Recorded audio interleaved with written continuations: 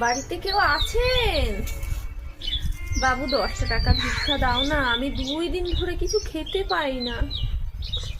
আমার কাছে তো খুচরা নাই, 500 টাকার নোট আছে। দাও দাও, আমার কাছে 500 টাকা খুচরা আছে, আমি তোমাকে ভাঙিয়ে দিচ্ছি। তুমি না বললো তোমার কাছে টাকা নেই, তুমি 2 দিন ধরে না খেয়েছো। থাক, তোমাকে টাকা দেওয়া লাগবে না, তুমি বরং কয়টা ভাতই দাও। 2 দিন ধরে ভাত না খাই আমার পেটের ভিতরে ইঁদুর দৌড়াচ্ছে।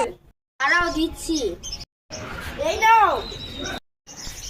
এইটা আবার কি? ইঁদুর মারার বিষ। ইঁদুর মারার বিষ দিয়ে আমি কি করব?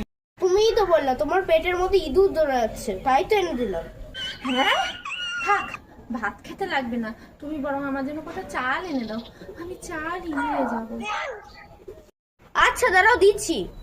আর কটা ভালো চাল তো পাওয়া যাবে। এই নাও। অনেকগুলো চাল এনেছে দেখছি, দাও দাও দাও দাও।